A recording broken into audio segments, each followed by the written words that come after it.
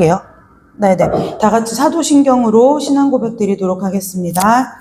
전능하사 천지를 만드신 하나님 아버지를 내가 믿사오며 그 외아들 우리 주 예수 그리스도를 믿사오니 이는 성령으로 잉태하사 동정녀 마리아에게서 나시고 본디오 빌라도에게 고난을 받으사 십자가에 못 박혀 죽으시고 장사한 지 사흘 만에 죽은 자 가운데서 다시 살아나시며 하늘에 오르사 전능하신 하나님 우편에 앉아 계시다가 저리로서 산자와 죽은 자를 심판하러 오시리라. 성령을 믿사오며 거룩한 공의와 성도가 서로 교통하는 것과 죄를 사하여 주시는 것과 몸이 다시 사는 것과 영원히 사는 것을 믿사옵나이다. 아멘. 우리 찬송가 430장 부른 후에 우리 함께 말씀 보겠습니다. 찬송가 430장입니다. 찬송가 430장입니다. 주와 같이 길 가는 것 즐거운 일 아닌가.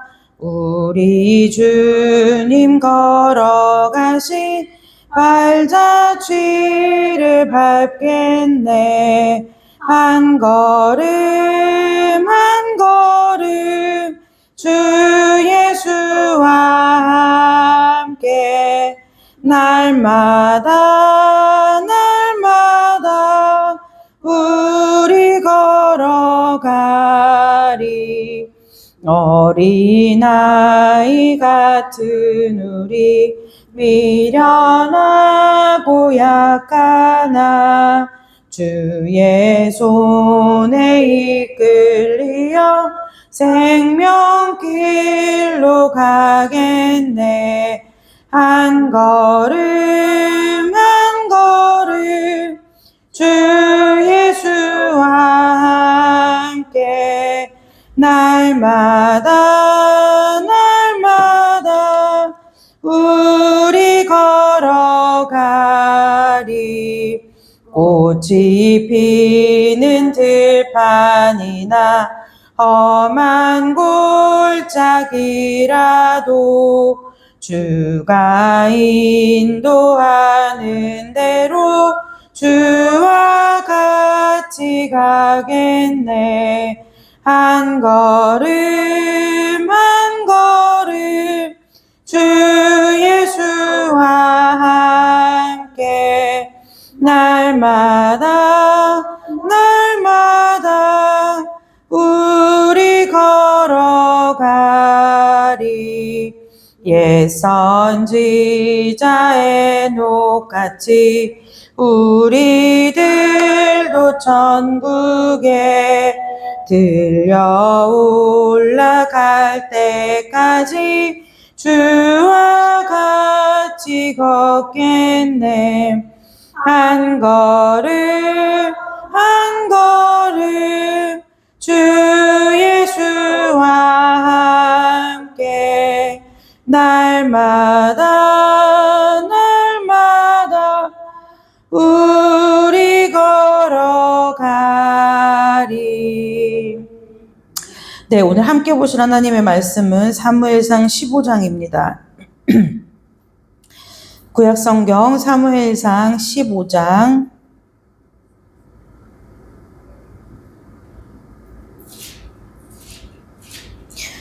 구약성경 사무엘상 15장 17절에서 22절까지 우리 함께 보도록 하겠습니다. 구약성경 사무엘상 15장 17절에서 22절 23절까지 우리 한 절씩 교독해서 읽겠습니다. 다 찾으셨죠? 사무엘이 이르되 왕이 스스로 작게 여길 그때에 이스라엘 지파의 머리가 되지 아니하셨나이까. 여호와께서 왕에게 기름을 부어 이스라엘 왕을 삼으시고 또 여호와께서 왕의 길로 보내시며 이르시기를 가서 예레미야 말 사람이 진멸하되 다 없어지기까지 치라 하셨거늘.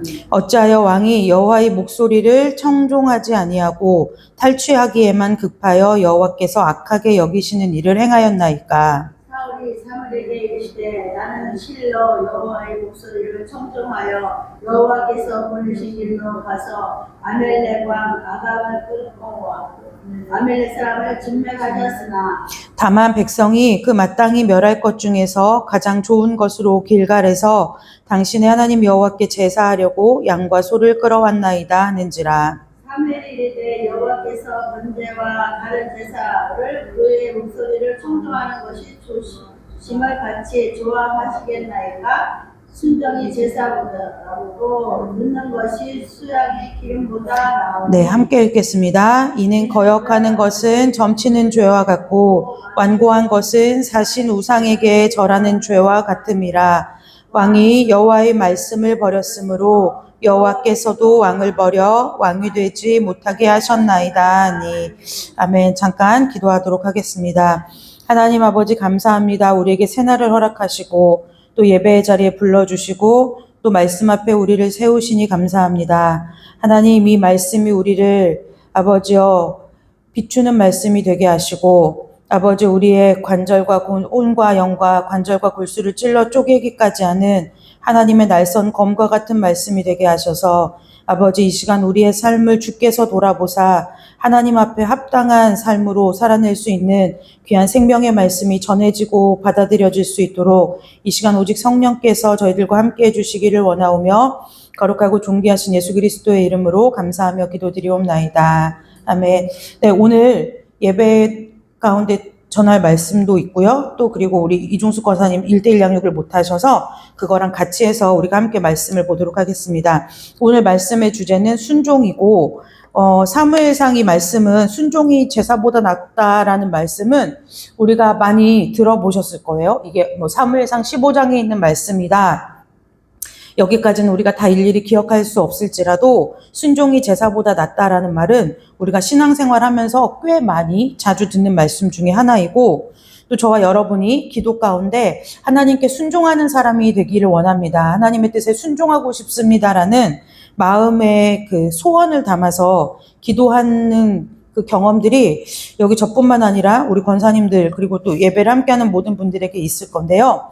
우리가 순종에 대해서 오늘 말씀을 나눌 건데 그러면 과연 성경이 말하는 하나님께서 원하시는 순종이 무엇인지에 대해서 우리가 함께 오늘 말씀을 나누도록 하겠습니다. 순종 뭘까요? 쉽게 얘기하면 말 잘 듣는 거죠. 네, 그렇죠? 말을 잘 듣는다는 것은 순종이라는 것은 어떤 의미가 있느냐면 그 앞에 한자를 보면 따르다라는 따를 순자를 써요. 그래서 따른다라는 뜻이에요.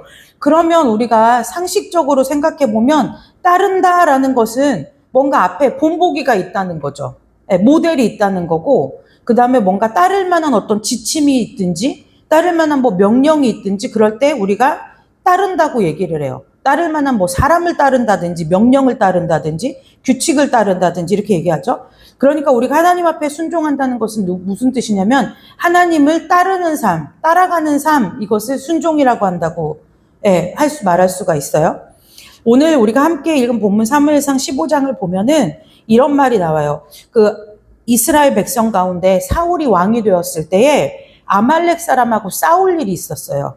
근데 이걸 좀 요약해서 정리하자면 아말렉하고 싸울 때 하나님께서 뭐라고 명령하시냐면 하나도 남김없이 다 진멸하라고 하는 거예요. 애나 어른이나 남녀노소를 물어나고 가축이고 짐승이고 뭐고 간에 좋고 나쁜 거 따지지 말고 뭐예요? 진멸이라는 것은 무슨 뜻이냐면은 다 멸하라는 거예요. 뭐 쉽게 얘기하면 가루도 남기지 말고 다 진멸하라는 거예요. 제가 거의 한 20년 전에 일본에 그 선교를 하러 간 적이 한 번 있었어요. 근데 거기서 이제 일본 선교의 역사를 듣다 보니까 일본은 지금도 세계에서 유명한 미전도 국가예요. 우리는 꼭 그 선교할 국가라고 하면은 막 저기 아프리카 뭐 이런 데인데 오히려 아프리카 이런 데는 선교사님들이 많이 가시고 그 사람들이 워낙에 또 잘 복음을 받아들여서 아프리카가 아직 가난한 나라이기는 하지만 복음을 받아들인 나라가 꽤 많은데 전 세계에서 제일 전도 안 되기로 유명한 나라가 일본이거든요. 근데 일본은 저희 나라보다 기독교 역사가 100년이나 앞서요.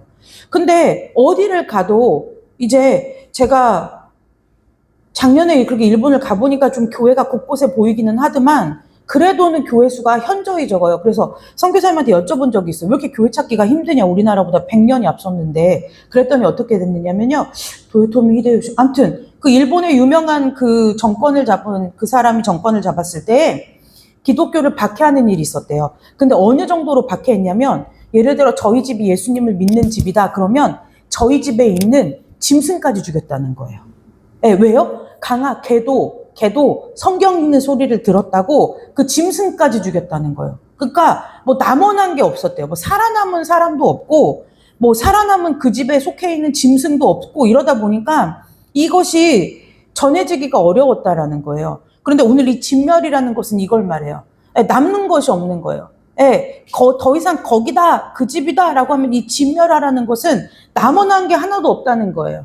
흔적조차 없이 멸하라는 거죠.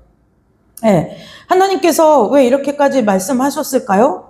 하나님이 때에 따라서는 어떤 거 좋은 것은 너희들이 취하여라 할 때도 있었지만 또 어떤 때는 진멸하라고 하실 때도 있었다는 거예요.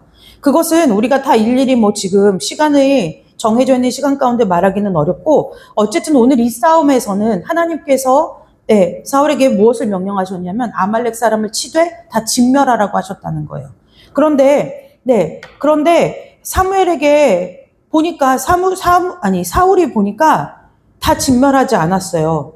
진멸하지 않고서 뭐라고 얘기했느냐면 좋은 양과 소는 하나님께 제사 드리려고 갖고 있었다는 거예요.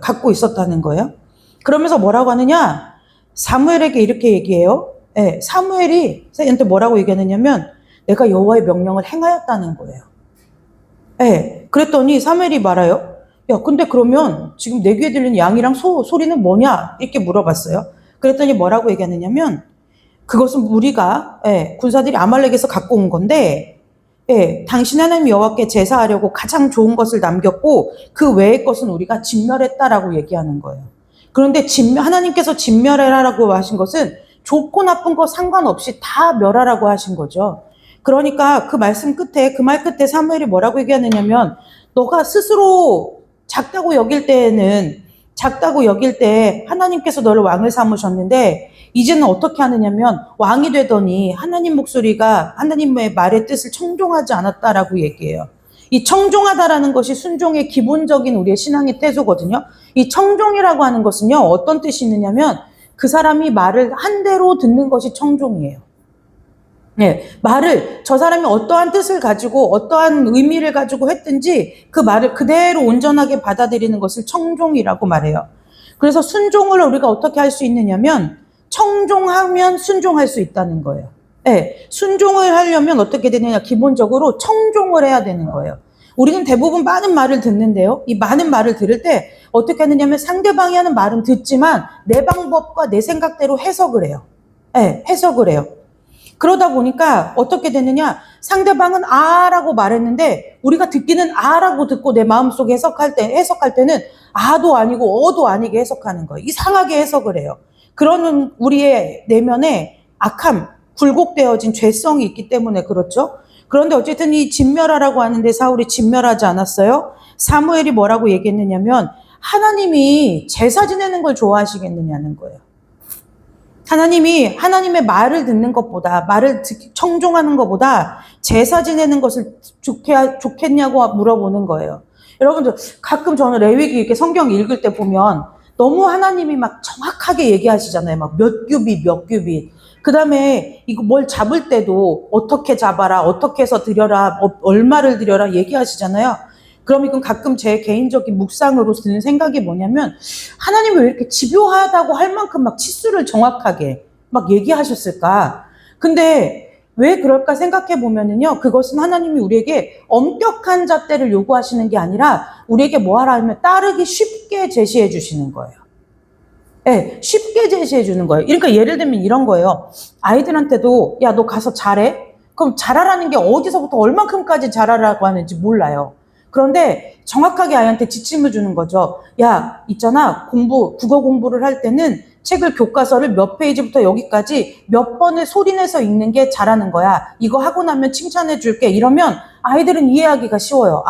10페이지부터 15페이지까지 5번만 읽으면 되는구나 하는데 너 가서 책 잘 읽어. 이러면 이게 틀리지 말고 읽으라는 건지 몇 번을 읽으라는 건지 아이들이 감을 잡을 수가 없어요. 그러니까 뭐냐, 아이들은 한 번 해놓고 와서 엄마 다 했어 이렇게 얘기한단 말이에요.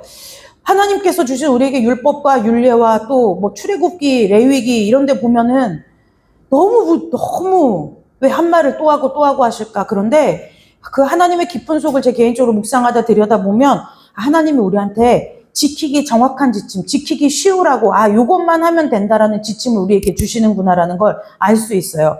그러니까 우리에게 거기에서 있어서는 우리가 이것이 좋은 거냐, 나쁜 거냐, 나한테 유익이 되냐, 뭐하냐 따질 이유가 없다는 거예요. 같이 판단을, 그러니까 좋냐, 나쁘냐, 잘된 거냐, 못된 거냐라는 판단을 하지 않게끔 하나님이 우리에게 지침을 내려주신 거라는 거예요. 그럼 그 지침을 우리는 어떻게 하면 되느냐면 따르기만 하면 된다는 거죠. 예, 이것이 하나님께 유익할 것이냐, 하나님께 소대가 될 것이냐, 이 판단을 하나님께서 저와 여러분에게 남겨주신 것이 아니라는 거예요. 그 판단은 하나님이 하시고 우리가 할 것은 무엇이냐, 하나님이 주신 명령과 규례를 따라 지키라는 거예요. 그러니까 어떻게 해야겠어요? 진멸하라 하면 진멸했으면 되는 거예요. 간단해요. 근데 진멸하라고 했는데 자기가 뭐 하냐면 자기가 하나님처럼 이게 좋겠는데, 이거 빼내놓으면 이거 좋겠는데, 그러니까 뭐 하냐면 양과 소 갈라내는 거예요. 하나님은 뭐냐? 간단해요. 진멸해. 그러면 진멸하면 되는 거예요. 하나님이 제사 받으실 양과 소가 이스라엘 백성 가운데 없어서 그거를 하나님이 남겨두면 칭찬하시겠느냐는 거예요. 오늘 그 얘기죠, 사무엘이. 야, 하나님이 제사 받으실 거리가 없어서 하나님께서 너한테 그걸 남겨두라고 하셨겠느냐? 너 잘못 짚었어. 너 지금 하나님보다 앞서가 하나님의 권위를 넘어섰어. 그 얘기를 하는 거예요. 그래서 우리가 순종을 하려면요, 반드시 무엇을 해야 되느냐? 하나님의 목소리를 청종하는, 하나님이 말씀하신 그대로 우리가 아멘하고 받아들일 수 있는 그 마음의 준비가 되어야 된다는 거예요. 그러면 우리가 오늘 김 권사님 아마 양육교재 있으시죠? 갖고 없어요? 네, 어쨌든 오늘 그러면 이 순종하는 삶에 대해서 들어가 볼게요. 자, 읽어봅니다. 모든 그리스도인은 구원을 받는 순간 순종학교에 입학한 것과 같습니다. 왜냐하면 우리는 자신의 뜻대로 살던 모든 방법을 내려놓고 하나님의 말씀대로 살기 위해 구원을 받았기 때문입니다. 네, 우리가 구원받은 목적은 무엇이냐면 우리의 지금까지 마귀의 자녀로 마귀에 속해서 마귀의 자식으로 살던 모든 방법을 내려놓고 하나님께서 우리에게 내려주신 지침인 하나님의 말씀대로 살기 위해 구원을 받은 거예요. 그렇기 때문에 예수님을 따른다는 것은 자신의 삶을 위한 하나님의 계획과 뜻을 받아들인다는 것을 의미합니다. 즉 자신의 삶 전부를 하나님께 온전히 맡기고 그분의 뜻에 복종한다는 것입니다. 또한 그리스도인의 삶의 여정에 있어서 순종은 성숙으로 들어가는 문이라고도 할 수 있습니다. 순종이 없으면 성숙도 없기 때문입니다.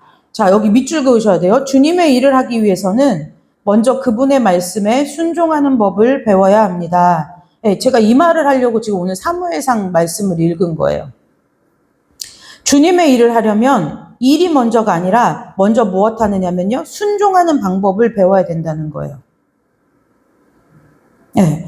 그러면 우리가 생각하는 데는 그냥 하나님 말씀하시면 말만 잘 들으면 되는 것이 아닌가라고 생각하지만 오늘 이렇게 하나님의 말씀에 순종하는 방법이 따로 있다라는 것을 그 방법이 우리가 이미 알고 있는 말씀을 지키는 것, 그 이상의 의미가 있다라는 것이 나오죠.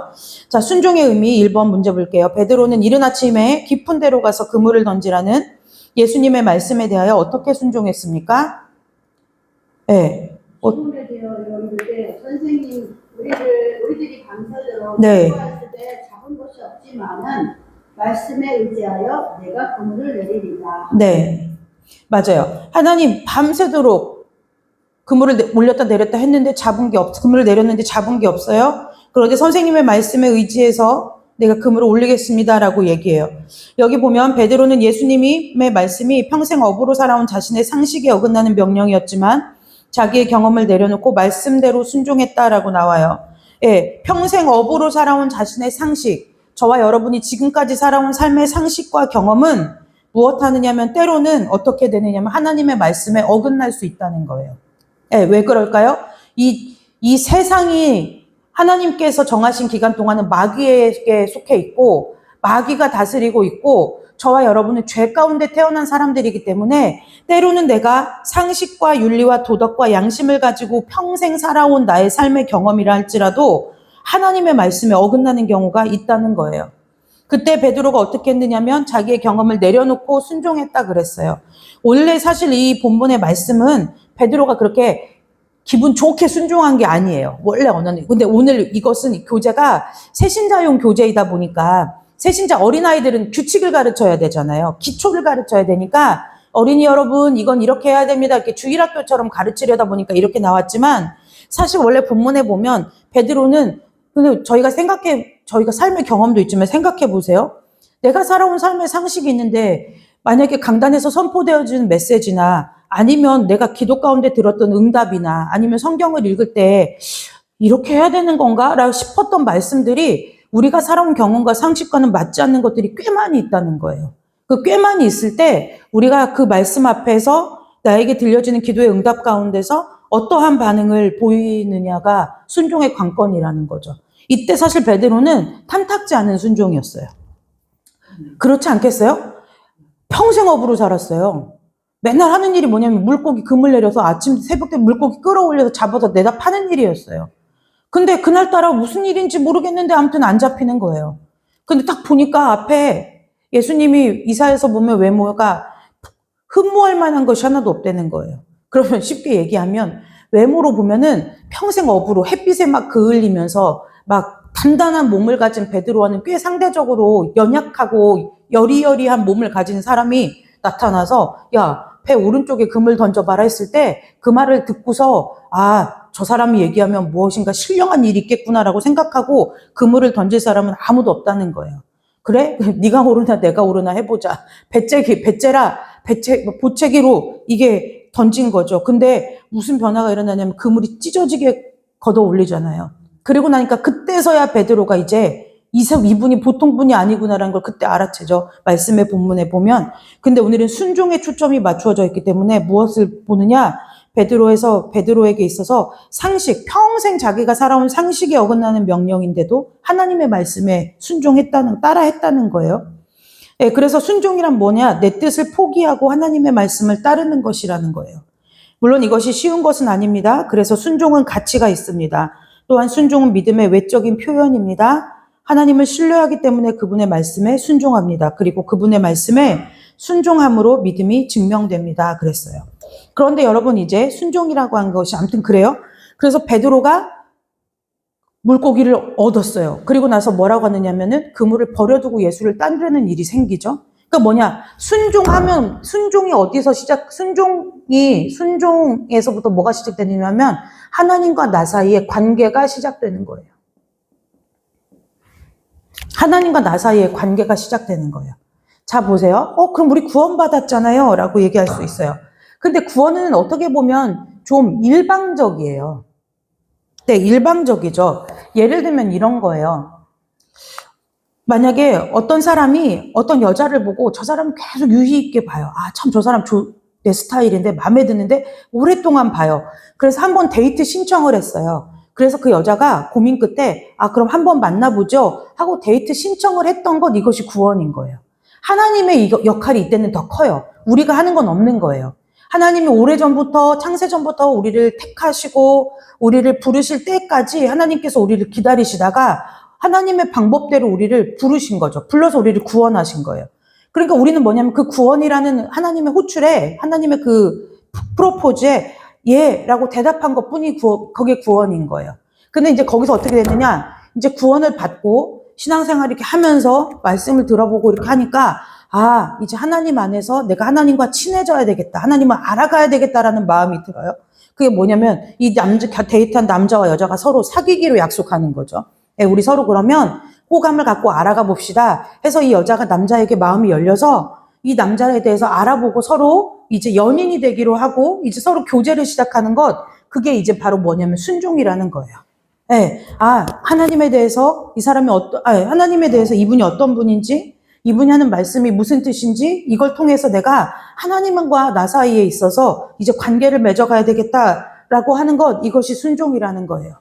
당연히 순종하려고 하니까 저 사람을 알려면 어떻게 하느냐면요.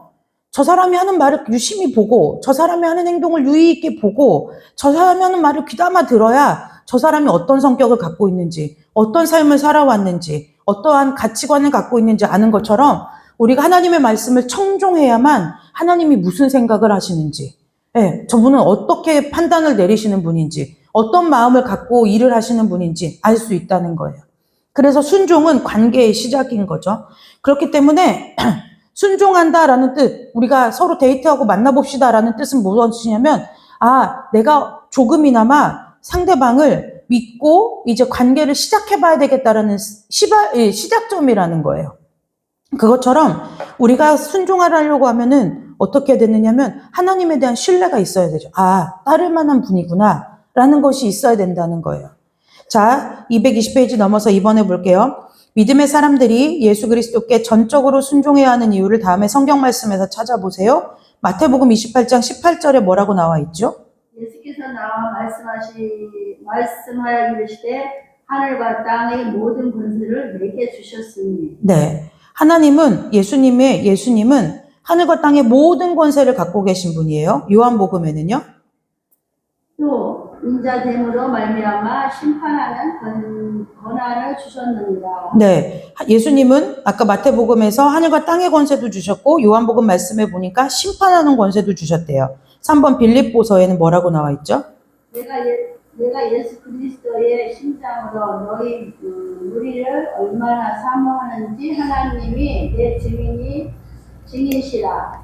내가 기도하노라. 너희 사랑을 지식과 모든 총명으로 점점 더 풍성하게 하사. 네, 하나님께서는 우리 가운데 그 밑에 설명을 볼게요. 믿음의 사람들이 그리스도께 전적으로 순종해야 되는 이유는 그분이 모든 권세뿐 아니라 심판하는 권세를 가지신 분이기 때문입니다. 근데 여기 나오죠. 순종은 어떻게 해야 되느냐면 전적으로 하는 거예요. 지금 아까 사울은 뭐라고 얘기했느냐? 자기 보기에 더 좋은 걸 해놓고 그게 순종이라고 한 거예요. 네. 자기 보기에 더 좋은 거, 내가 생각할 때 더 좋은 거, 내가 생각할 때 이게 더 유익할 것 같은 걸 하는 게 순종이 아니라 하나님의 말씀대로 전적으로 하는 게 순종이라는 거예요.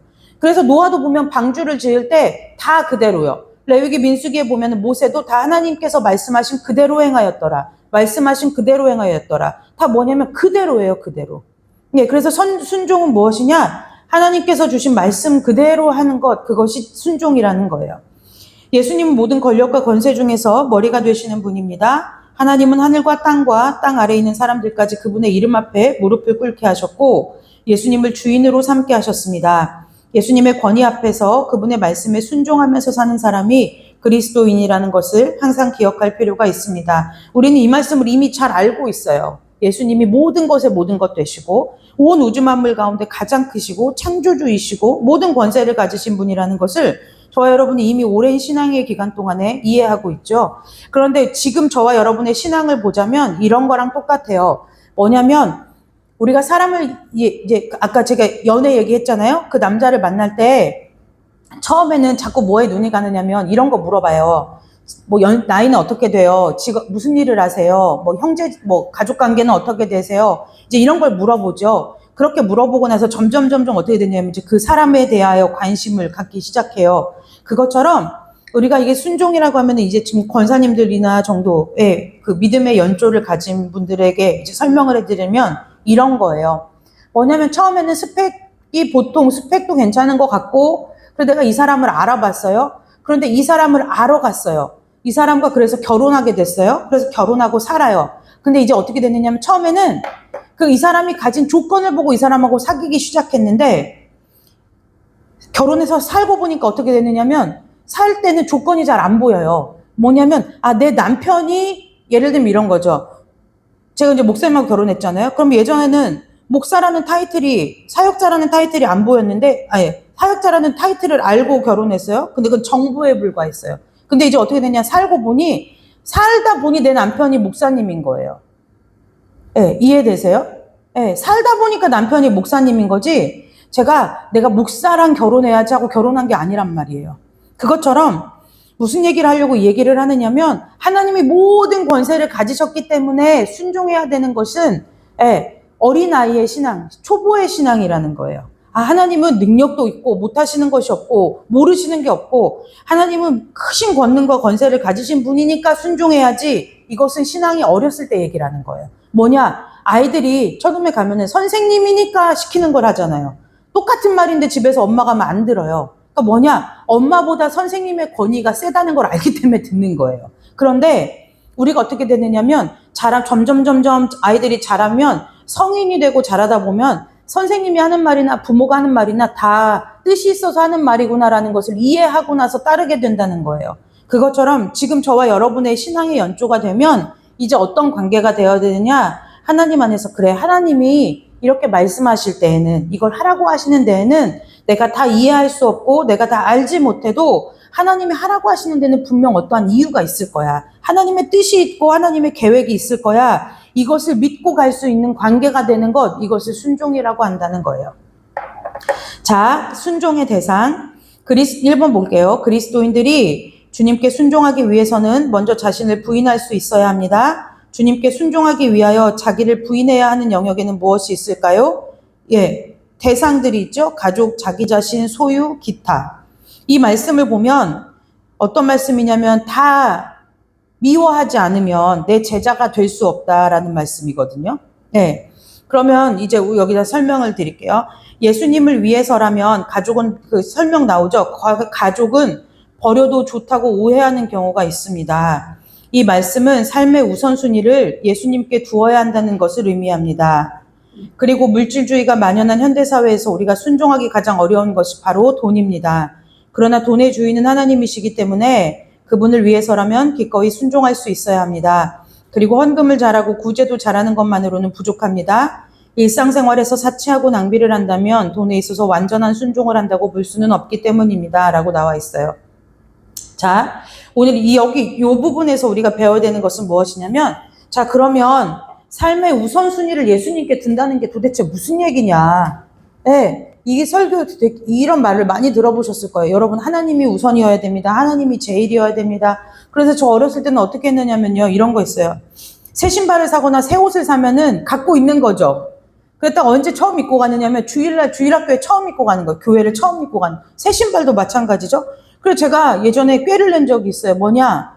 월요일날 이럴 때 안 사요. 왜냐면 기다리기가 너무 힘들어요. 그래서 금요일이나 토요일쯤 사는 거예요. 그러면 한밤, 두밤만 자면 교회를 신고 가고 입고 갈 수 있으니까요. 그런데 그것은 마찬가지로 신앙이 어렸을 때 훈련을 받는 거죠. 오늘 예수님께 삶의 우선순위를 두어야 한다는 것은 가족도 내팽개치고 부모도 내팽개치고 자식도 내팽개치고 내 소유도 막 다 갖다 팔아가지고 구제하는 데 쓰고 내 자신은 뭐 꾸밀 것도 없고 이런 얘기를 하는 것이 아니라는 거예요.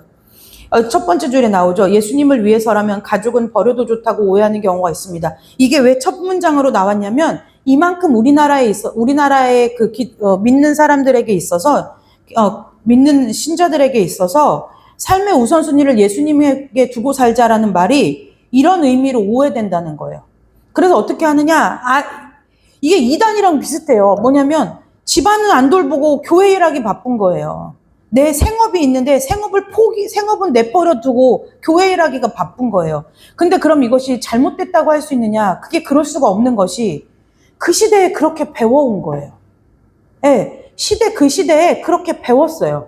신앙이 그랬어요. 그러니까 지금 보면 70대 권사님들 세대는 신앙이 그랬어요. 그러니까 목사님들조차도 뭐냐면 목회할 때 가정과 자녀를 돌보지 않아요. 네, 뭐라고 이제 아마 저도 어렸을 때 그런 설교를 많이 들었기 때문에 우리 권사님들도 그런 설교 많이 들으셨을 것 같은데 뭐냐면 이런 거죠. 너희는 먼저 그의 나라와 의를 구하면 하나님이 모든 걸 더해준대. 그러니까 일단 뭐냐면 하나님의 일을 열심히 내면 나머지는 하나님이 다 책임져 주신대. 이래서 어떻게 해? 목사님들이 스스로 본을 보이시느라고 가정은 안 돌보는 거예요. 네, 그래서 어떻게 되느냐면 사역에만 매진해요. 사역에만 몰두해요. 그러니까 어떻게 되느냐면 사역은 부흥하는 것 같아요. 왜냐면 열심을 거기다 다 쏟으니까요. 나타나죠? 근데 어떻게 되냐면 가정은 병 들어가는 거예요. 그러니까 여러분 우리가 이름만 대면 알만한 목사님들의 자녀들이 신앙이 엉망인 경우를 허다하게 많이 봐요. 그래서 이제 결과들을 보고 나니 이제 그 다음 세대 목사님들이 이제 어떻게 되냐면 저희 부모님 세대 목사님들이 어떻게 하느냐? 가정도 돌보아야 되는구나. 왜냐면 덕이 안 되는 거예요. 목사 자녀들이, 장로 자녀들이, 직분자의 자녀들이 신앙은 교회를 나와서 헌신하는 건 극히 드물고 다 뭐 하냐면 교회를 떠나거나 그냥 교회를 대면 해버리는 거예요. 그렇기 때문에 이게 잘못됐구나라고 생각했는데 오늘 예수님께 삶의 우선순위를 두어야 된다는 것은요, 가족을 버려라, 열일 제쳐두고 교회에 와서 교회 일 먼저 해라, 그 얘기가 아니라는 거예요. 이런 거죠. 이런 거예요. 우리 이 권사님, 이종숙 권사님 계시는데, 만약에 이종숙 권사님한테 제가 예를 들어, 권사님 밥 한 끼 하시죠? 이렇게 말씀드리면 권사님은 가장 먼저 무엇이 걸리느냐면, 아, 사모님 그러면 제가 지금 동규를 봐야 되니까 며칠부터 며칠까지는 안 되고 토요일 오후나 이때 점심 식사하시면 좋을 것 같아요. 왜요? 이미 권사님의 삶 안에는 동규라는 존재가 들어와 있는 거예요. 예. 그러니까 예수님을 삶의 우선순위로 둔다는 건 지금 그 얘기를 말하는 거예요. 엄마가 아이를 임신한 것을 모를 때는 실수로 감기약도 먹고, 그 다음에 우리야 그럴 일 없지만 믿지 않는 사람들이야 뭐 맥주 한 캔도 할 수 있고 이렇지만 몰랐을 때 그러죠.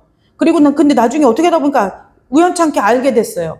예, 알게 됐으면 그다음부터 알고도 그러는 사람은 제정신이 아닌 거죠. 예, 그 아이를 보기를 했나요? 뭘 했나요? 실물로 보지도 않았죠. 그냥 내 배 속에 있다는 존재가 있다는 것만으로도 어떻게 되느냐면 나쁜 걸 멀리하게 되고 안 좋은 거 안 먹게 되고, 예, 나쁜 거 안 보려고 하고 하는 것이 생긴다는 거예요. 그것처럼 예수님이라는 존재가 내 안에 들어와야 내가 어떻게 되느냐면 예수님이 인식되어지는 삶을 산다는 거예요. 네, 예수님을 내가 그렇잖아요. 우리가 일주일 계획을 막 세우려고 해도 여러분들이 왜 예배 스케줄을 먼저 잡아요? 예배라는 것이 이미 내 안에 삶에 그냥 들어와 버려 있는 거예요. 누가 뭐라고 안 해요. 아유, 권사님 예배 나오셔야죠. 집사님 예배 나오셔야죠. 안 해도 주일날은 당연히 그냥 예배 가는 거예요. 그게 왜 그러느냐? 네, 그게 왜 그럴까요? 이 인식이 그냥 들어와 버린 거예요. 박혀버린 거예요. 그것처럼 예수님께 순종하고 예수님을 우선순위 두고 사는 삶은 뭐냐면 예수님이 내 안에 와서 그냥 박혀버린 거예요. 그러니까 뭘 해도 예수님이 먼저 생각나요. 네, 우리가 뭐 어디 가서 맛있는 걸 먹고 오면 부모님 생각나고 자식들 생각나서 내가 포장도 해오고 이렇게 해서 갖다 주는 거, 언젠가 한번 거기를 또 데리고 가고 이러는 것처럼 예수님이라는 존재가 내 안에 들어오면 내가 어딜 가서 무엇 하든지 먹든지 마시든지 뭘 하든지 누굴 만나든지 예수님이라는 존재가 내 안에 박혀있기 때문에 함께 한다는 거예요. 그게 임마누엘이죠. 그 사도 바울이 뭐라고요? 먹든지 마시든지 무엇을 하든지 하나님 영광 위에 하라고. 우리가 어떻게 맨날 내가 먹으면서도 주의 영광을 위하여 마시면서도 할 수가 없어요. 그렇게 이상하고 그 다음에 그렇게 이상한 그러니까 비상식적인 걸 하나님이 우리한테 요구하시는 것이 아니라 예수님이라는 존재가 우리의 심령 가운데 들어와 버리면 이제 무엇 하느냐면 예수님이라는 존재가 내 안에 딱 박혀버렸기 때문에 뭘 해도 이분이 기억난다는 거예요. 생각난다는 거. 그러니까 뭐하냐? 이런 거 아세요? 11시에 막 어쩔 수 없이 결혼식에 주일날 가게 됐어요. 그럼 교회에다도 말했고 목사님한테도 말씀드렸고 다 했어요. 잘못한 게 아니에요. 왜요? 어쩔 수 없는 거예요. 교회 하필 예배가 주일에 11시밖에 없고 그래서 빠지면서도 내 마음 한켠이 불편해요. 왜 그런 걸까요? 예수님이라는 존재가 박혀있기 때문에 불편한 거예요. 그게 예수님을 우선순위에 두고 사는 삶이라는 거예요. 네. 그래서 가족을 버려라, 교회 일을 먼저 해라, 이런 말을 하는 것이 아니라 삶의 우선순위를 예수님께 둔다는 것은 예수님이라는 그 존재가 내 안에 박혀 있어야 된다는 거예요. 요한복음에서는 그 말을 뭐라고 하느냐? 내가 너 안에, 네가 내 안에. 이 얘기하는 거예요. 그게 결혼이잖아요, 결혼. 결혼을 하면은 어쩔 수 없이 매여요. 매이죠. 연인이면은 며칠 안 만나도 상관없어요. 그런데 결혼하잖아요. 그러면 만약에 싸워서 며칠 말 안 하면 서로 불편해 못 살아요. 그것처럼 우리가 매인단 말이에요. 순종이라는 것은 관계라기 때문에 서로가 서로에게 기꺼이 매어주는 거, 매이는 거예요. 기꺼이 매이는 거예요. 그렇기 때문에 가정에서도요, 부모와 자식 간에, 부부 간에, 자녀 사이에 서로 간에 서로에 대한 순종이 없이는 하나님의 나라가 이루어지지 않는다는 거예요. 순종은 단순히 너 말 잘 들어, 내가 엄마야, 내가 아빠야, 이게 아니라는 거예요. 서로가 서로에게 있어서 존재가 박혀 있어야 돼요. 박혀 있으면 그것이 순종이 된다는 거예요. 여기 돈 얘기가 나왔죠. 돈의 주인은 하나님이시기 때문에 그분을 위해서라면 기꺼이 순종할 수 있어야 됩니다. 이 얘기도 마찬가지예요. 모든 것을 막 다 갖다가 막 삭개오처럼 과부의 두랩돈 얘기하면서 교회에다 갖다 바쳐라. 이 얘기가 아니라는 거예요. 자, 제가 그때도 우리 두 분 권사님한테 11조 얘기를 해드린 거 기억나실 거예요. 11조라는 거 잘 생각해 보세요. 우리가 돈을 생각해 보자고요. 돈을 내가 버는 거 이거 말고 성경이 돈을 뭐라고 하느냐면 하나님께서 뭐라고 얘기하냐면 은도 내 것이고 금도 내 것이라고 얘기해요. 그렇죠? 성경이 그렇게 나와 있어요. 그리고 하나님께서 뭐라고 하냐면 내 모든 것을 우리의 뭐 생명도 하나님 거래요. 우리의 소유도 하나님 거래요. 그러면 무엇 하느냐면 우리가 이 세상에서 사는 동안에 하나님의 것을 가지고 나가서 벌어온 거예요. 그래서 11조는 어떤 의미냐면 이런 거예요. 하나님, 내가 하나님께서 내게 주신 생명과 손에 재물 얻을 능과 여러 가지 하나님께서 나를 지켜주시고 보호해 주신 그 은혜로 내가 이렇게 나가서 일을 해서 이만큼 10개의 소득을 벌어왔습니다. 하나님, 소득이 여기 있습니다. 라고 바치는 게 11조인 거예요. 그런데 그 소득을 하나님이 뭐라고 하느냐, 받으시고, 야, 근데 너희들은 나는 이게 돈이 필요가 없어. 근데 너희들이 이 땅에서 살아가려면 필요가 있잖아. 돈이라는 것이 필요하잖아. 그러니까 뭐냐, 너와 나의 약속의 증표로 하나만 내가 갖고 있고 9을 너를 줄게. 9을 가지고 세상에서 너가 살아, 한 달을 살아. 그렇기 때문에 그래서 우리가 10의 하나를 증표 삼아 드리되 마음으로는 뭐 해야 되느냐면 하나님, 내가 한 달 동안 산 모든 삶이 하나님의 은혜였습니다라고 고백하는 마음으로 10의 하나를 드려야 된다는 거예요. 단순히 200만 원 벌었으니까 20만 원 이 얘기가 아니라는 거예요. 그래서 온전한 11조는 뭐냐? 그 마음으로 10의 하나를 하나님 앞에 드리고 내가 10의 9을 가졌잖아요. 이 10의 9을 가진 걸 가지고 뭘 하느냐면요. 이걸 가지고 내가 필요한 거 사서 써야죠. 공과금도 내고 써요. 쓰는데 쓰지 말라는 것이 아니라 어떤 마음으로 쓰냐면 한 달 동안 하나님 나를 지켜주셔서 내가 또 이 한 달을 살아내는구나. 참 감사하다. 그리고 그 안에서 무엇 하느냐면 하나님이 내가 쓸 만큼 한 달 생활을 할 만큼 하나님이 나에게 주셨구나. 라고 생각하고 살아야 된다는 거예요. 제가 예전에 어떤 교회에서 잠깐 사역할 때 어떤 집사님이요. 11조를 냈는데 그 마음은 알겠어요. 뭐냐면 11조 헌금을 드려놓고 이제 좀 금액이 적으니까 민망한 거예요. 근데 그럼 가만히 있으면 되잖아요. 근데 입이 방정이라고 그래놓고 자꾸 뭐라고 얘기하느냐면 다른 분들한테 아유 우리 남편이 쥐꼬리만한 월급 받아와서 이 얘기를 11조 낼 때마다 하는 거예요. 아우 진짜 그럼 말이 앞뒤가 안 맞아요. 쥐꼬리만한 월급을 받아왔는데 하나님 은혜 아니면 자기가 살 수 없다는 거예요. 그 얘기가 제가 처음에는 왜 저렇게 말씀하시지? 왜요? 남편분도 집사님이셨거든요. 그러니까 얼마나 저 남편분이 들으면 어쨌든 한 달을 가서 일하고 온 건데 속상할까 싶은 마음에 그냥 한두 번은 흘려들었어요. 그런데 제가 기도하는데 자꾸 그 말이 생각나는 거예요. 마음에 걸리고 생각나는 거예요. 근데 하나님이 책망하시더라고요. 네, 돈을 누가 벌고 돈의 주인이 누구고 그냥 책망하시더라고요. 그래서 제가 또 그 얘기를 하는 걸 들었어요. 그래서 이건 우연이 아니구나. 그래서 집사님 좀 뵙자고 했어요. 그래서 말했어요. 집사님, 믿는 사람이 절대 하지 말아야 할, 그리고 아내로서 절대 하지 말아야 할 말이 뭐냐면 쥐꼬리만한 월급 이 얘기 하지 마세요. 제가 그랬어요. 지금 집사님 믿음을 드러내는 것밖에는 안 돼요. 하나님이 집사님에게 이만큼의 소유를 주시면은 어떻게 되면 이걸 복이라고 해요. 그래서 하나님이 열의 9을 우리에게 주셨잖아요. 이 열의 9을 가지고 이 열의 9이 내가 생각해도 아무리 계산기를 두드려보고 해도 답이 안 나와요. 적어요. 그래도 하나님 내가 이만큼 갖고 살 수 있으니까 하나님 나한테 열의 9을 주신 거야. 라고 하나님 앞에 감사하고 하나님 앞에 기도하면서 이 열의 9을 가지고 이걸 누리며 산다 그래요. 우린 누린다고 하면 막 배부르고 막 떵떵거리고 남한테 과시하고 이게 누리는 건데 성경에서 누리면 뭐 하냐면 하나님께서 주신 것을 족한 줄로 여기는 거 이걸 누린다고 그래요. 그래서 이 열의 9을 가지고 누리고 살아요. 공과금도 내고 뭣도 하고 누리고 살아요. 그러면 하나님이 우리가 이렇게 하나님 앞에 성실하고 신실하게 살아낸 삶을 보셔요. 보시고 하나님이 얘가 복받을 만한 그릇이 됐구나. 복받을 만하구나 해서 무엇 하느냐면 하나님이 다시 뭐 하냐면 우리의 삶에 소망을 주시는 거예요. 필요를 줘요. 하나님 아이들이 크고 뭐하고 하다 보니까 집을 좀 늘려야겠는데요. 방이 한 칸이 더 필요한데요. 이 소망을 주신단 말이에요. 그러면 이 소망을 가지고 우리가 뭐 하겠어요? 하나님 앞에 기도해요. 하나님 이거 주세요. 하나님 이런 필요가 우리에게 있어요. 그럼 하나님 이 필요를 들으시고 하나님께서 다시 우리 가운데 소득을 더해 주신단 말이에요. 이것이 돌아가는 거, 이렇게 돌아가는 걸 성경은 뭐라고 하느냐면 그걸 복받은 삶이라고 그래요. 네. 갑자기 하나님 내가 이거 주식을 샀는데요. 이 주식이 주가가 막 뻥튀기 되게 이게 왜 복이 아니라는 거예요. 성경은 무엇 하느냐? 이 열의 9을 가지고 하나님 앞에서 잘 누림으로 살아가는 삶을 하나님이 보시고 그것을 하나님이 기쁘게 여기셔서 우리 삶 가운데 소망을 주시는 거예요. 하나님, 이제 차가 노후돼서 바꿔야 되겠는데요. 하나님, 집이 좀 넓어야 되겠는데요. 아니면 하나님, 이제 부모님이 연로하셔서 부모님 앞에 좀 뭘 용돈이라도 드리려면 제 벌이가 좀 더 있어야 되겠는데요. 그럼 하나님께서 하나님의 방법대로 뭐 일자리를 더해 주신다든지 진급을 시켜 주신다든지 어떠한 형태로든 하나님께서 그 길을 응답하셔서 그 소유를 늘려주시는 거예요. 그럼 늘려주신 걸 갖고 하나님한테 또 누림으로 살면 하나님이 또 늘려주시고 이렇게 살아가는 것, 이것이 복이라는 거예요. 교회가 잘못 가르쳤어요. 뭐라고요? 하나님 앞에 심어보래요. 하나님이 100배로 갚아주시지 않네요. 근데 여러분 생각해 보세요. 정말 여러분들이 10,000원 심었더니 100만 원 되든가요?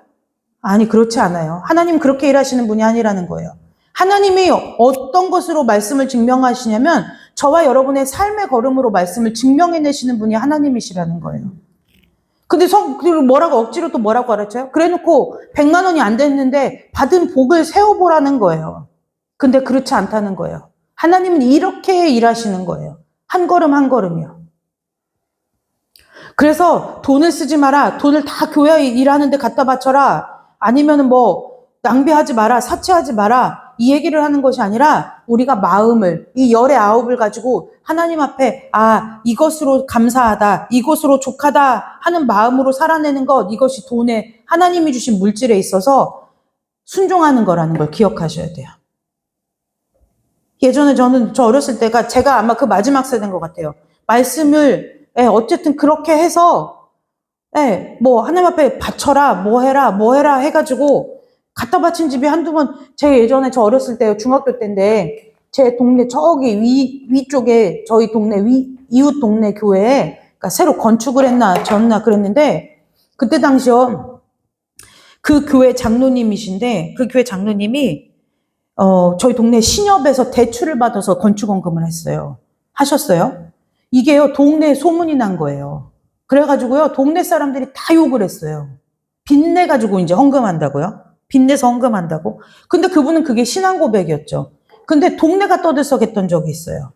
그런데 그거와 마찬가지로 우리가 마음의 감동이 오면 때로는 우리가 힘에 겹게 할 때도 있지만 기본적으로 성경이 말하는 삶의 원리는 무엇이냐면 하나님이 주신 것을 누리는 순종으로 누릴 때 어떻게 누릴 수 있느냐면요. 순종으로 누리는 거예요. 왜요?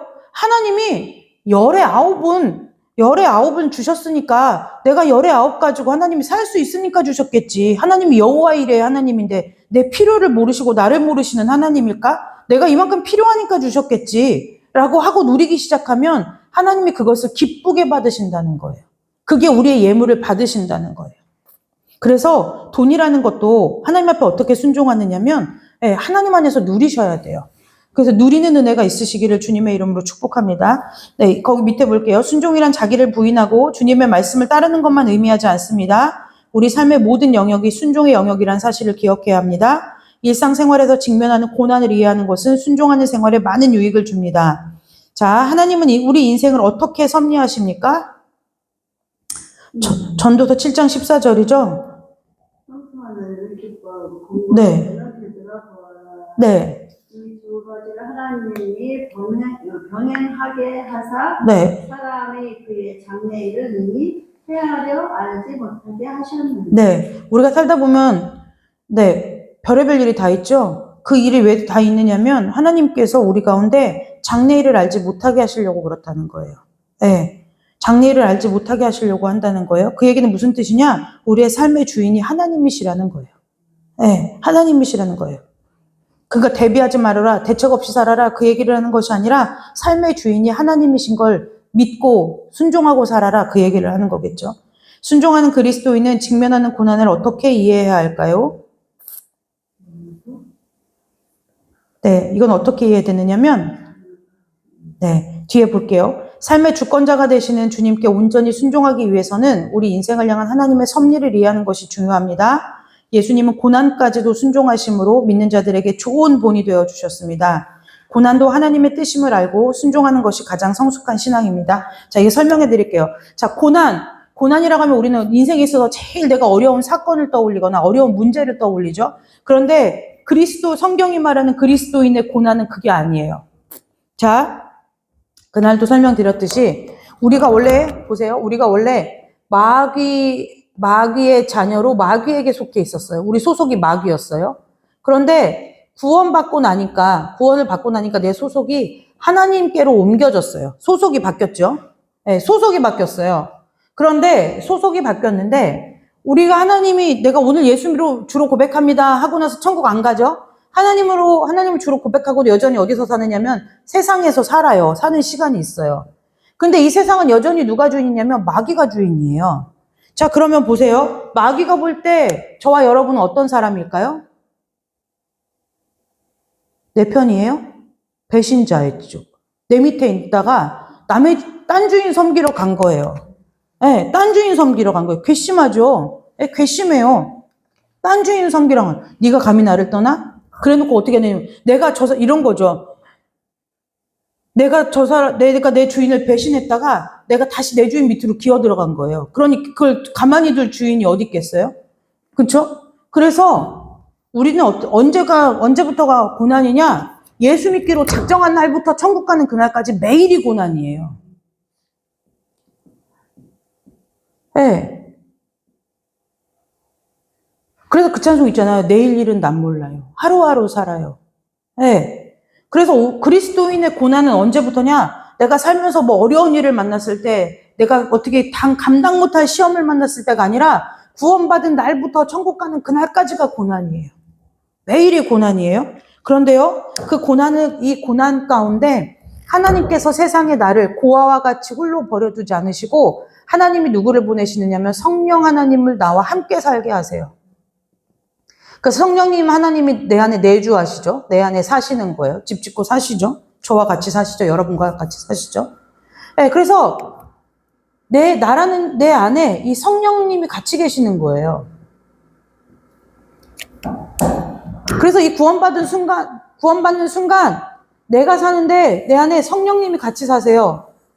그걸 뭐라고 얘기하냐면 갈라디아서 2장 20절에 이렇게 말해요. 그런즉 이제는 내가 산 것이 아니요 내 안에 그리스도 예수께서 사신 것이라. 그 얘기가 이 얘기예요. 네, 내가 주님 고백했는데 주님이 아시죠? 이미 아시죠? 내가 너희를 이리 때 세상에 보내는 것이 양을 이리 때 늑대 이리 때로에게 보내는 것과 같다라는 것처럼 주님이 이미 아시죠? 그러니까 뭐 하느냐? 우리를 홀로 버려 가서 너 혼자 싸워라, 너 혼자 당해라 하지 않으시고 내가 지켜줄게 하고 성령 하나님을 우리와 함께하게 하신다는 거예요. 그래서 이걸 뭐라고 하느냐? 임마누엘이라 불러요. 그래서 이 성령 하나님이 봐요. 그래서 마귀가 이게 또 굴러왔어요. 우리가 배신 때리고 갔는데 자기 발밑으로 굴러 들어온 거예요, 다시. 그래서 겉으로 볼 때는 똑같이 나예요. 이놈 했는데 보니까 내 안에 누가 계세요? 하나님이 계시죠. 그러니까 뭐 하냐? 알아요, 마귀가. 무엇을요? 못 건드린다는 건 알아요. 죽이지는 못한다는 건 알아요. 그리고 어떻게 해요? 쟤는 다시는 내 소유가 될 수는 없겠구나. 하나님의 것이 됐기 때문에 내 소유가 될 수는 없겠구나. 근데 뭐 하냐면 심통은 나요. 원래 내 거였는데. 그러니까 어떻게 됐느냐면 어떻게 하겠어요? 끊임없이 우리를 우는 사자와 같이 두루 찾아다니면서 뭐 하느냐면 우리를 어떻게 하면 괴롭게 할까? 어떻게 하면은 미끄러지게 할까? 어떻게 하면 낙심하게 할까? 어떻게 하면 주저앉게 할까? 그것만 노리고 우리를 쫓아다닌다는 거예요. 그래서 그거를 시험이라고 불러요. 그래서 고난의 길은 예수를 믿고 천국 가는 그날까지 매일이 우리에게 삶에 있어서 고난의 연속이기 때문에 하나님은 그 모든 고난 가운데서 우리와 함께 하신다는 거예요. 네, 우리와 함께 하신다는 거예요. 그렇기 때문에 우리가 매일매일 사는 그 우리에겐 고난이 일상인 거죠. 이 일상이 하나님의 뜻임을 알고 순종하는 게 가장 성숙하다는 거예요. 그러니까 우리가 막 섭리를 안다 이 얘기는 무슨 뜻이냐면 이런 거죠. 우리 권사님들 시대의 믿음의 표현은 뭐냐면 그래도 다 하나님 뜻이 뭔가는 있어. 이 얘기가 하나님의 섭리를 그걸 좀 신학적으로 얘기하면 그걸 섭리라고 어렵게 얘기하는 거예요. 근데 우리가 신학을 배웠든 안 배웠든 간에 우리가 신앙의 연주가 깊어지고 하나님과의 그 시간이 깊어지다 보면 우리가 그 얘기를 하잖아요. 다 지나가 보면 하나님의 뜻이 있어. 그래서 그걸 권면해 주시는 분들이 권사님들이잖아요. 신앙이 어린 자들에게 그래 지금은 힘들고 어렵겠지만 나도 그럴 때가 있었지만 다 지나가지더라. 다 지나가 보면 하나님의 뜻이 있더라. 그러니까 조금만 힘내 기도해 줄게 하는 것이 권사님들이시잖아요. 그것처럼 그것이 하나님의 섭리라는 거예요. 자, 3번이요. 그리스도인들은 순종의 관계 속에서 생활하고 있습니다.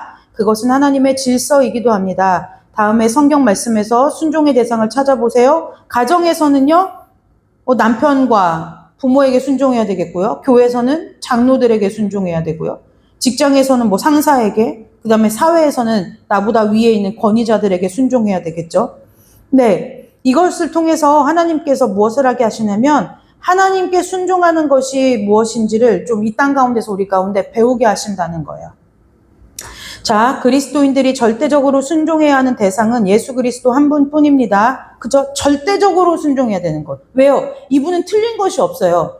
이분은 우리 악한 것이 없기 때문에 절대적으로 순종해야 돼요. 근데 나머지 대상들에게는 절대적으로 복종해야 하는 것은 아닙니다. 신앙을 지키기 위하여 혹은 주님께 순종하기 위하여 이들에게 불복해야 할 때도 있습니다. 그렇죠? 우리를 죄 가운데 인도한다거나 우리를 함께 죄 짓는 일에 세운다거나 이럴 때는 우리가 그것에 있어서 함께 그 자리에 우리가 서면 안 되는 거죠.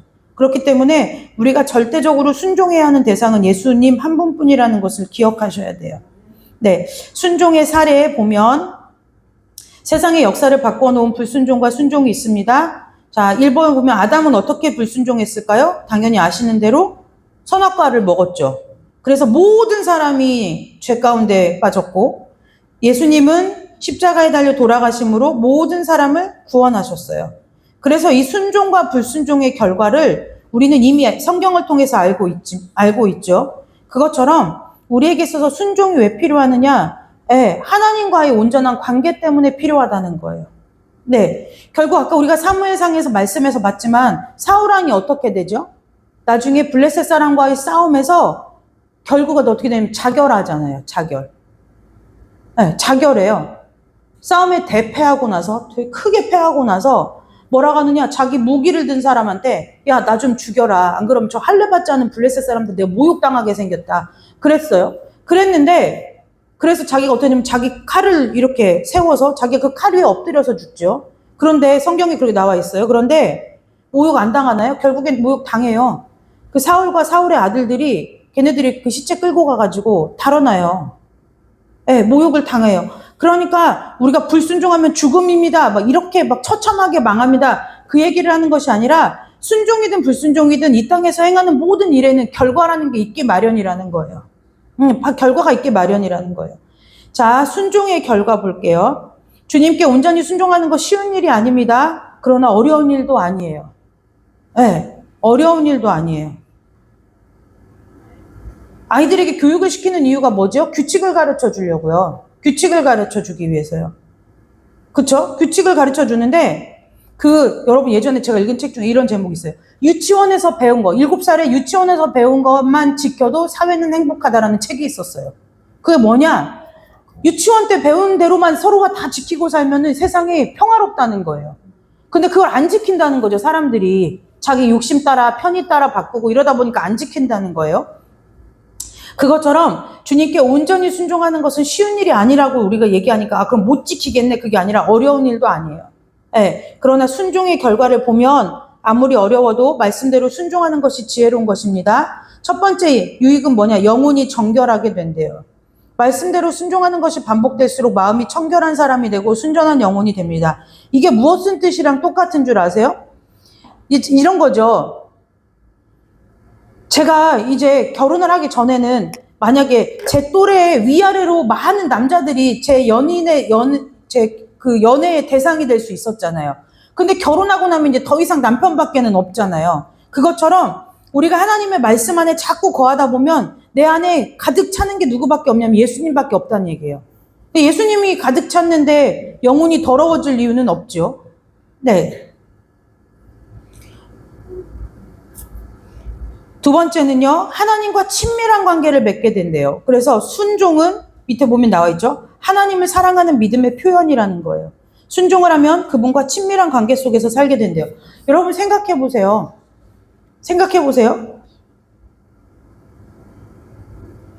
사람인 저부터도 제 말을 잘 알아듣고 잘 이해해주는 사람하고 대화하고 싶을 거예요. 무슨 일거리가 있고 고민거리가 있고 무엇이 하든지 이 사람하고 의논했으면 좋겠는데 이 사람하고 상의했으면 좋겠는데 라는 생각이 들 거란 말이에요. 순종은 무엇이냐면 하나님과 저와 우리와의 관계가 어떤 거냐면 우리가 하나님의 말을 찰떡같이 알아듣는 거예요. 예. 하나님이 우리한테 무슨 말씀을 하시든 우리가 찰떡같이 알아들어요. 그리고 온전하게 신뢰해요. 그렇기 때문에 하나님도 우리를 뭐하게 여기시느냐면 기쁘게 여기시는 거예요. 서로 그런 상태인 거예요.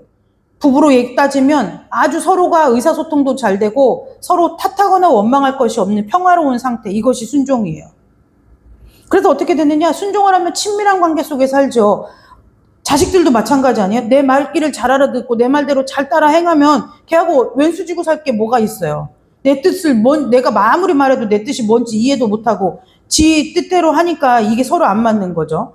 자, 3번이요. 성경에서 약속한 복을 받아요. 아까 11조 얘기할 때 설명해 드렸죠. 성경에서 약속한 모든 복은 순종하는 사람에게, 순종을 누리는 사람에게 주어지는 거예요. 그래서 우리 삶이 복되게 하려면 순종하는 생활을 해야 된대요. 자, 4번째요. 하나님의 뜻을 이루게 됩니다. 순종은 개인의 문제를 넘어서 궁극적으로 하나님의 뜻을 성취하는 결과를 낳습니다. 왜냐면요, 이런 거예요. 내가 순종을 해요. 그러면 나의 순종을 통해서 그 안에서 하나님이 뭐 하시느냐면 하나님의 뜻을 알아서 이루어 가시는 거예요. 내가 뭘 어떻게 해서 이루시는 게 아니라 나는 그냥 내 일상을 살아요. 그런데 나의 삶을 가지고 하나님께서 내 삶을 재료 삼아서 하나님의 뜻을 이루어 가신다는 거예요. 근데 순종하지 않으면 하나님께서 내 삶을 통해서 이루실 재료가 없는 거예요. 예, 밥을 먹으려도 식재료가 있어야 밥을 먹을 거 아니에요. 근데 재료를 하나님 앞에 내어드리는 삶이 돼야 되는데 그 재료가 안 되는 거예요. 왜냐하면 하나님은 순종하는 사람들을 통해서 당신의 계획을 실행하시기 때문입니다. 그래서 여러분 우리가 일상을 살아가는 것이 그래서 중요한 거예요. 오늘 순종이 여기까지예요. 예, 꽤 많은 이야기들을 했고 이미 순종하면서 살아오신 이제 권사님들의 삶이 있으시고 그렇기 때문에 뭐 더 깊은 것까지 얘기할 건 없지만 우리가 오늘 아까 맨 앞에서 우리가 함께 나눴던 그 본문으로 돌아와 보면 결국 사무엘에게 하나님께서 하나님의 마음을 부으시고 그리고 하나님께서 하신 말씀의 결과는 이거예요. 하나님이 얼마나 하나님의 말씀을 청종하지 않는 것을 싫어하시냐면 거역하는 게 점치는 죄와 같고 우상한테 절하는 것 같다는 거예요. 그러니까 그것은 뭐냐? 너 지금 점친 거야, 우상 섬긴 거야 그 얘기가 아니라 하나님이 그렇게 싫어하신다는 거예요. 예, 싫어하신다는 거예요. 그게 무엇하느냐? 하나님의 말씀을 불순종하는 것이 무엇이냐면 하나님의 말씀을 버린 것과 똑같다는 거예요. 그래서 오늘 저와 여러분이 이 땅에서 살아가는 모든 삶의 시간이 이후로부터는 하나님 앞에 온전한 순종이 드려지는 삶이 되시기를 주님의 이름으로 축복합니다. 네, 말 잘 듣는 거는요, 어떨 때 말 잘 듣느냐면요, 이런 거예요. 저희 아이들이 저기 있는데 저희 아이들하고 저하고 사이가 좋으면 말 잘 들어요. 그쵸? 근데 사이가 뭔가 때문에 틀어지고 뭔가 때문에 불편해요? 그럼 어떻게 되느냐? 겉으로는 시키는 거 할 수 있어요. 왜냐면 안 혼날라고, 잔소리 안 들으려고요. 근데 문제는 뭐냐? 순종이라는 것은 겉으로 드러나는 행동만으로 따르는 게 아니라 마음으로 따르는 거예요. 마음으로. 마음까지도 따라올 수 있는 거예요. 그래서 저와 여러분이 신앙이 성장하고 성숙하셔서 그냥 하나님이 하라니까 하는 그 믿음에서 더 나아가서 하나님의 의중까지, 하나님의 깊은 마음까지 헤아려서 하나님의 뜻을 헤아려서 기꺼이 순종하는 믿음의 자리까지 나아가는 은혜가 있으시기를 주님의 이름으로 축복합니다. 기도하겠습니다. 하나님, 순종하라는 말을 참 많이도 들었고 순종해야 하겠다는 다짐도 참 많이 했고 또 순종하고 싶다는 소원도 하나님 앞에 많이 구했습니다.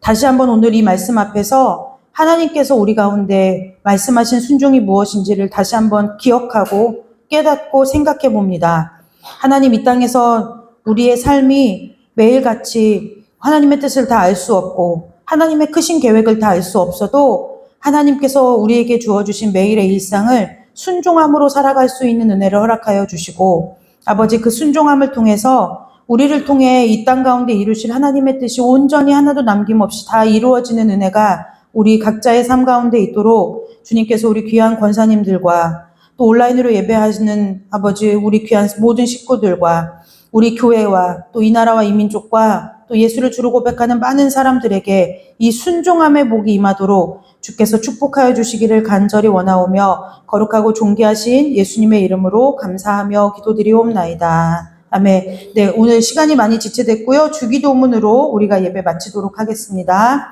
하늘에 계신 우리 아버지여, 이름이 거룩히 여김을 받으시오며 나라의 임하옵시며 뜻이 하늘에서 이루어진 것 같이 땅에서도 이루어지리이다.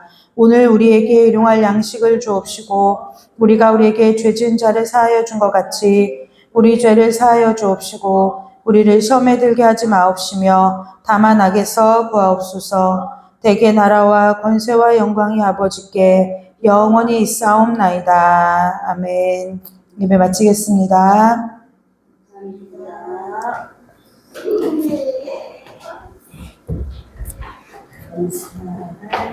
수고하셨습니다.